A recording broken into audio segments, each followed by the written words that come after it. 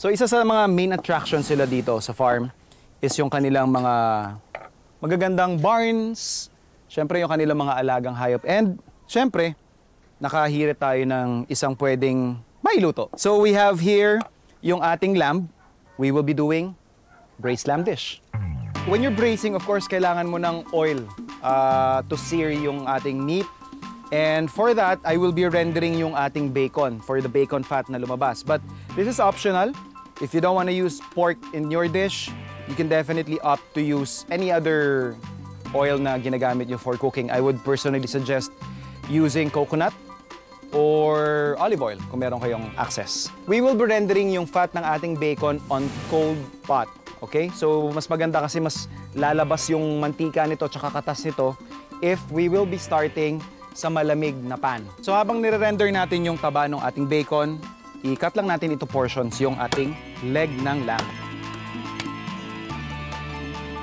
So, yan na, lumabas na yung oil ng ating bacon. So, we'll be just adding yung ating tomatoes, carrots, onions, and yung ating celery.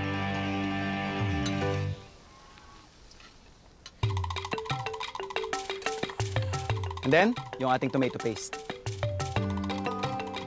So habang nagsasama-sama yung ating miripwa at yung tomatoes natin and tomato paste, ilalagay na natin yung ating meat together with our rosemary. And of course, season na natin yan ng salt and pepper.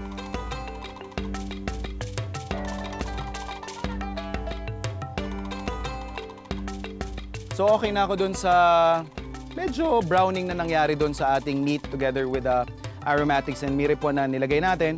It's time to add yung ating red wine.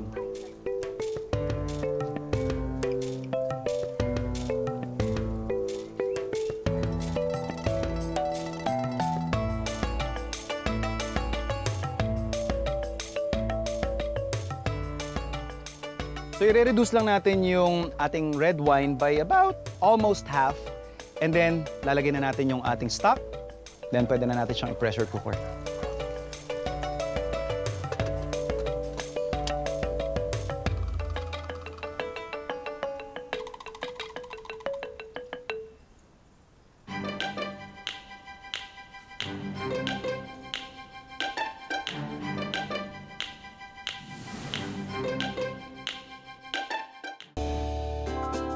So yung ating lamb stew kanina, marami pa tayong natirang karne. So basically, you can easily reheat this tsaka isa-serve. Pero I thought of a better idea wherein bida pa rin yung ating lamb stew. Papartneran natin ng homemade flatbread or better known as naan. Iset lang natin yung ating parang pinaka-starter. So we'll have here milk and then yung ating yeast. And then yung ating konting sugar. Dissolve lang natin yan. So once na ma-dissolve na natin yung ating sugar, pwede na nating ihalo yung ating dry ingredient, which is yung ating all-purpose flour. So ininid lang natin to hanggang ma-absorb ng ating all-purpose flour yung ating wet ingredient. And idadagdag na natin yung pinaka-main ingredient na nagpaiba dito sa naan compared sa ibang flatbread, which is gagamit tayo ng fresh yogurt.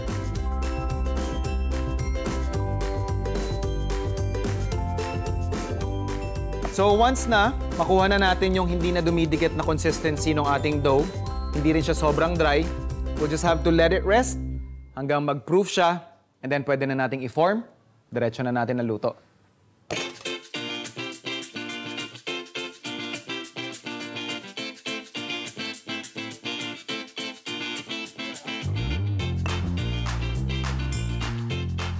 So once ma-flatten na natin yung ating dough, pwede na nating ilapat yan dun sa ating pan.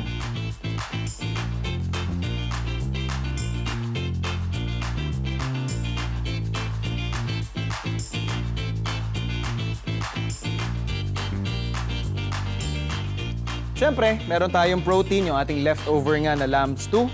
Meron din tayong starch component, which is yung ating homemade naan.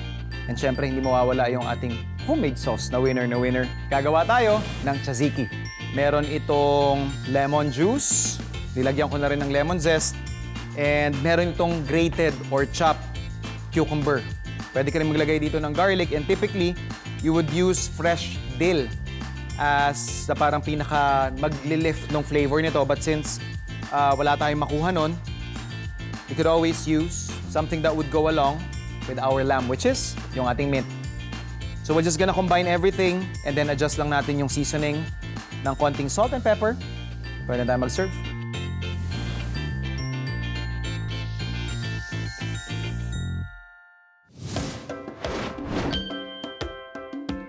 Farm-to-table ingredients, makabagong presentasyon ng pagkain kinasanayan, at unique drink concoctions.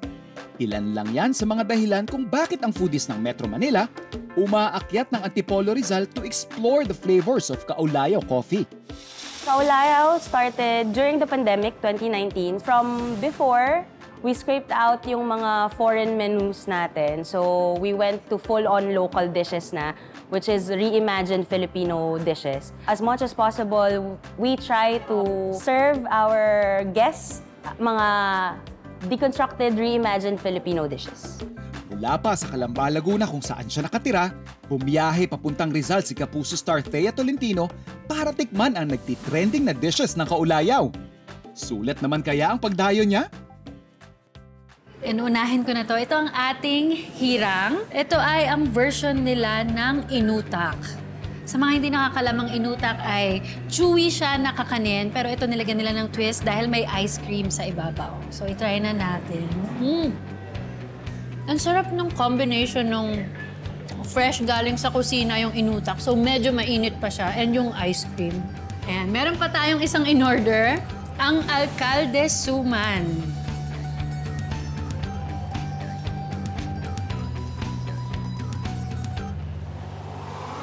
Kakaiba siya.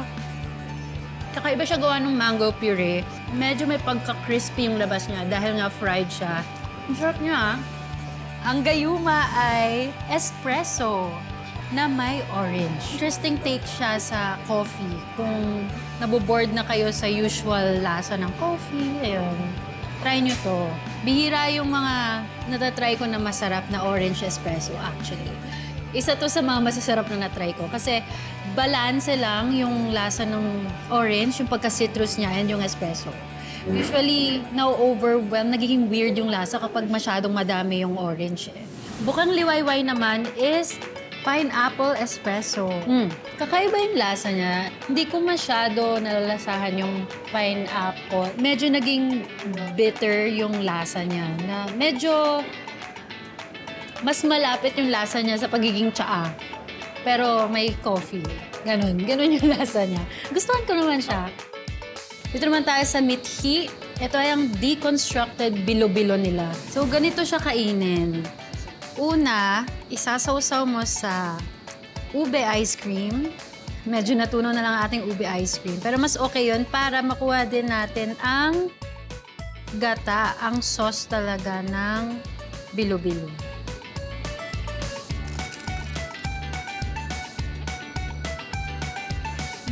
Sarap. Sarap. May langka siya sa loob. Actually, hindi ako fan ng bilo-bilo. Pero kung ganito yung bilo-bilo, kakain ako ng bilo-bilo. Sakto lang yung pagiging chewy niya and hindi siya mahirap kainin. Itong tala ay dragon fruit with lemonade. Sobrang gusto ko siya. So far, ito yung favorite ko kasi lately, into refreshing drinks ako. Sobrang natuwa ako kasi kakaiba yung dessert nila, tsaka yung take nila dun sa mga drinks. And hindi nga ako masyado kumakain ng kakanin, pero yung presentation kasi nila kung paano nila ginawa yung mga kakanin nila, nainganyo ako na itry yung kakanin. We started po with the vision and mission talaga to help local farmers. Nag-employ tayo ng mga members of the 4Ps. Tapos ngayon, meron tayong mga mommies sa kusina na ang challenge ay they cannot bring their kids to school. So kahit papano nag-create ng program si Kaulayaw wherein we give them financial support. Ang mga nakakatakam na dishes on screen, masarap nga lang ba sa unang tingin? Yan ang challenge namin sa ating mga Kapuso stars as they recreate online recipes. For your page in social media and for your plate. Hello mga ka-food experts! Explorer, this is Liana May at ngayon magluluto tayo ng dish na nakita ko sa internet at perfecto sa mga seafood lovers katulad ko. Meron tayong sibuyas, bawang, sili, tomato paste at ito yung mga seasoning. So, let's start! Di talaga ako magaling talaga mag-cut ng mga ganito, pero go! Hindi naman kasi ako masyadong mahilig sa manghang, so konti lang. So, yeah. So, meron tayong pinakulong tubig. Ilalagay na lang natin yung crab para mas mabilis siyang maluto. So, ilalagay na natin yung crab. So, dahan-dahan lang. Uy! Sorry! Gumalaw siya, wait. wait. Wait.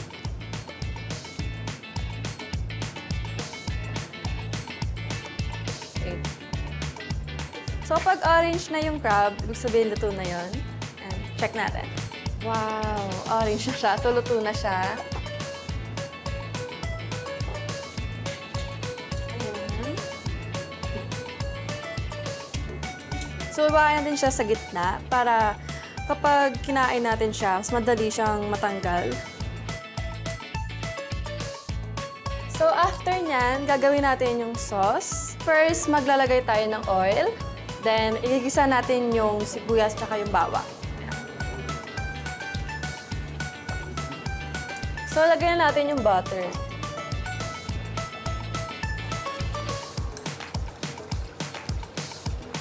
Haluin lang natin. Ang bango niya. So, after niya, maglagay tayo ng sugar. Kontiin lang natin. Tapos yung paprika, then yung pepper. Lagyan natin ng oyster sauce. So, titikman na natin siya, guys. Ayan.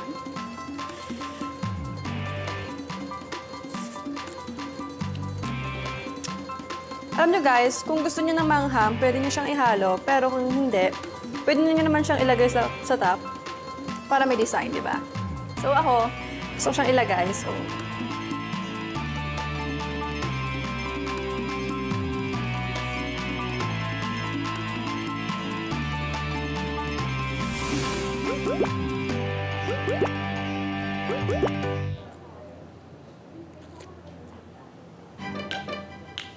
though mahirap nga lang siyang balatan or kainin kasi nga ang dami niyang shell. Pero sobrang sarap niya, guys. So, try niyo siya.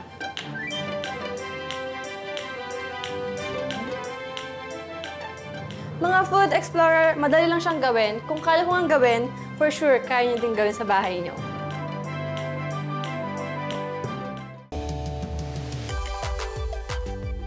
Isa na namang pares ng celebrity BFFs ang sasailalim sa ultimate test. Maisasangkalan nga ba nila ang kanilang pagkakaibigan kapalit ng karangalan na maging champion ng Rap sa Ruleta Cooking Showdown? Ang magtutuos ngayong gabi? Jelay Andres at Buboy Villar. Siyempre, dahil first time ni Jelay, special rap sa ruleta yung gagawin natin. Ay, dapat. Super special na to, Chef. Yes, kasi this time, cooking showdown yung gagawin natin. Yehey! Hindi talaga ako kumain, pinagandaan ko talaga to eh. Ibig sabihin, Ineng, tayo yung magluluto, ha? Ay, ako magluluto? Akala ko magluluto ka tapos papakain mo sa akin, kaya excited ako. Gagawin natin siya parang sort of competition. Okay, Chef. Bragging rights lang yung panalo. Ay, hindi kami kampe? Hindi kayo magkakampi. Hala! Sabi mo, nagluto ka. Ikaw, Jelay, nagluluto ka ba? Opo. Aba, gusto ko yung opo! Ano po? Puro ka lang sikain eh. Puro ka lang sikain. Puro order. Kaya ko yan! Kanya-kanyang style yan. Paikot na natin. Mukhang kailangan na kumain ni Buboy, ah. Gutom na ako, Chef. Gutom na Hindi ako talaga. nag-breakfast talaga, Chef. Chef's choice! Bakit paano pag Chef's choice? Anong gusto ninyo? Let's have a consensus. Yeah, si Jelay. Jelay, oh, sige, call mo Kung daw. anong desisyon. Oo. Ang gusto ko po ay... Beef tayo. Ang gusto ko po ay luto si chef, tapos papakainin niya tayo. Hindi nga tayo nga magluluto. Ay, sabi mag-decide. Jelay, mamili ka kung baboy, manok, baka, or seafoods, or isda yung Alam ko na gagamitin pipiliin ninyo. ito. Alam ko pipiliin ito. Seafood. Seafood, sabi na Seafood. eh. Seafood, ang naisip ko talaga agad is yung buttered garlic. Yun. Kasi Madali siyang, mabilis, tsaka madali at yun yung alam kong lutuin at naluto ko na dati. Jelay, will you do the honors? Okay, 1, 2, 3, go! So, anong cooking method? Stew! Ba't mo nilipat? Hindi ka nilipat! Ano ba nilipat? Hindi ko nakita. May naglipat ba? Hindi ko alam. May sariling buhay ito. Ayan. Fry? Ano? Fry. Fry Fry? na? Ano ba yung fry? May nakita mo. Bibigay para... Basta may mantika. Siyempre, bukod dun sa mga napag-usapan na natin, isa pang kailangan ninyong sundin is yung mga dishes ninyo, ipasok sa mga budget nyo ha. Utoy ining ha. Opo. Pagkasyahin mga bata. Opo. Okay? Tara na. Tara, chef. Let's go! Pagkasyahin ha. Opo. Pagkakasahin ko, chef. Alright. Bale, makakuha pa ako ng libre, chef. Yung sobra akin. Actually, kung ano yung nakita ko, gusto ko lang damputin. Naano ko na-mesmerize kasi ako sa mga pre-taste kasi kaya hindi ako nakapag-focus talaga dun sa mga lulutuin ko eh. Yung mga seafoods ninyo, you have pusit, meron tayo ditong clams, Shrimp. Wait lang. Pabili po nga ang shrimp. may tahong din. Ang mahal nung Shrimp. prawn, 1 kilo, 1. Pwede po tumawad. 525. O yan, may tawad ka ng 25 pesos. 500 na lang po, Nay. 500 na lang. Bawas pa sa kalahati. 1/4. 1/4 po. Hala, ang ano? 1/4? Oo. Okay. Hindi, chef, kasi gusto ko kasi mag-ano ko sa ingredients na yung mga pampalasa. Okay. 290. Grabe, ilang piraso lang yun sa'yo. Totoo, tinutuwa niya 3 lang. Kaya Kasi nga gusto ko yung parang ano lang, pang taste lang talaga. Kasi gusto ko rin tikman yung sa'yo. Marami kang biniling chef. mukhang iniisip niya, sa'yo kakain na mas marami. Magkano po Okay. yan? 60 pesos. Ano yan? Wala. Sabay pa tayo. Wala. Ano yon? Asin yon, asin. Lalagyan ko ng maraming asin yung shrimp, ano ko. Hindi pa siya ng asin. Ang dami-dami asin ni chef dun sa ano. Kakaiba yung asin ko. Himalayan, ganon. Magkano na yan? Kung ano yung pinapang-scrub ko, yun yung palalagay ko sa shrimp ko. Gayahin mo, lagyan mo rin ng maraming asin yun sa'yo. Oh, hindi. Especially sa akin. Kasi yung gagawin ko, papalabasin ko lang yung katas ng shrimp. Ano, may bibilin ka ba? Doon pa ako bibili. Ito na, chef. Ito na itlogan, chef. Itlog na maalat. Oh. Pero chef, gusto ko kasi, pag nakita ni Jayla yung itlog, akala niya lang, normal na itlog. Okay. So gusto ko bilhin yung puti. O pwede, yung Diba? walang kulay na Yes. pula, no? Sige. Tatanong ko, gusto ko kasi yung sa, ano yung mamantika-mantika, chef. Ayun, may sample. Kanina, pinaikot ni Jelay at Buboy ang crab sa ruleta. At ang napagkasunduan nilang lutuin ay sugpo. Matapos ang kanilang dibdibang pakipagtawaran sa mga tindera, ano-ano na nga ba ang mga napamili nila? Yes! Review lang natin yung mga ingredients natin, ha? Okay. Kamusta naman? Let's just check kung kumpleto kayo. Jelay, ano sa'yo? Meron po tayong butter, Okay. meron tayong onion at garlic, Okay? meron tayong dahon to ng onion, di ba? Yes, ma'am. Spring Hindi mo onion. alam kung ano yung pinili mo. Spring onion, alam ko. Kino-confirm ko lang, baka hindi alam ni Chef. Baka malito. Meron ba? Ano paminta, may asin po tayo. Okay. At syempre ang ating prawn. Meron akong garlic na, no? Wala siya nito. Ayan po. Meron din po akong soda. Galing. Lalagay natin dito sa ating prawns para ma-cremate na siya. Hindi. Hindi. Marinate. Marinate. Hindi. Iba yun. Ano yan? Kailangan Ibang ingredients i-cremate sa'yo na. mo siya. Dapat yung ingredients mo. I-cremate mo siya para malasa. O, sige. Yun, migrate po pala. I-migrate Ano natin. migrate? Ano migrate? Iba yung migrate pag galing ka ibang bansa tapos Ay, pinatapong ka, migrate. Sige, Okay, soda okay. po, soda, para ma-migrate natin. Yan. Para sa kanyang shrimp recipe, pasok sa kanyang 1,000 peso budget sa Jelay dahil inabot ng 923 pesos ang kanyang ingredients. Ito naman po ay kung ano lang po makikita natin sa ating mga kusina. Pero syempre, gusto ko, nagtitipid lang din ako at nagtitiwala ako sa sarap ng hipon na nakuha ko kay ate. Dami. So, meron ako dito, of course, butter. Meron ako oil. Meron soy sauce. At syempre, ano sabi mo dito kanina? Balot. Hindi to balot. Ano? Ito ay isang itlog, Itlog, na puti. maalat. Pero, Oh, alam itlog ko, maalat. check ko lang kung alam mo. Itlog na puti, pero maalat siya. Okay. Kaya may twist yung ano ko lulutuin. Alright. Of course, di mawawala. Siyempre, may sute, di ba? So, ito, meron pa tayong wangba at meron tayong sibuyas. At siyempre, ang tinipid po na hipon. Kasi Samantala, si Buboy na kinarir ang pagtitipid ay gumastos lamang ng 606 pesos para sa shrimp dish niya. Ikaw, umuwi ka na kasama ng 4 na pirasong hipon mo na tinipid-tipid mo. Oo nga ako, masabi ko lang naman sa'yo, dapat lang naman talagang sarapan mo yung luto mo. Kasi ako rin yung kakain yan. Kaya. Okay. Sige, game. Ready! Chef! Go! Okay. O, unahin natin yung bawang. O, kita mo, guys. Kita mo ha. Ako, professional ako magluto kasi unang-una kong bubuksan ay yung kalan. O bakit? Sige, masusunog yan. Kailangan tansyado mo. Ay, Kasi maghihiwa pa ako eh. Tutulungan kita paano? Tutulungan kita paano? Paano? Ganito ah. Pwede mo naman kasi itabi to. Gawin mo kasi ito. Ito katulad yan. Hindi, mahirap yung balatan eh. Ang gagawin mo. Dudurugan. Alam ko yung style mo. Mauturuan, doon ka. Hindi! Tingnan mo yun! Tingnan mo yun! Hey! Sino yan? Relax muna dyan. Yan, okay na. Basta't yun ang gawin mo. 5 na yung shrimp niya dito. Hala, nanguha ka ng shrimp. Hoy, huwag ka magbintang-bintang. Hindi mo nakita. Hala. Wala ka nakita. Kailan mo balak ilagay yung salted egg mo? Siguro, chef, pag nalagay ko na ito, chef. Okay. Pagluluto ko naman ay nag-enjoy ako. Ang pinaka-na-pressure na ako kung paano ko pipigilan talaga yung pawis ko. First time ko na magluto sa public. Nakaka-pressure kasi pinapanood ko na maraming tao. Di ko alam kung tama pa ba yung ginagawa ko. Pinaka-challenging, yung nagluluto ka, tapos nandun si chef sa nanonood. Yun kasi, nagluluto ako, nakakapagluto ako, pero hindi siya yung proper way. Hindi ko alam kung tama ba to o mali to. So parang nakakaba na, ay, nanonood siya sa akin, alam niya kung ano yung mali. Tapos tumitingin siya sa medyo, parang iiling siya pag may mali. Dahan-dahan yung tattoo mo. Mapapasok.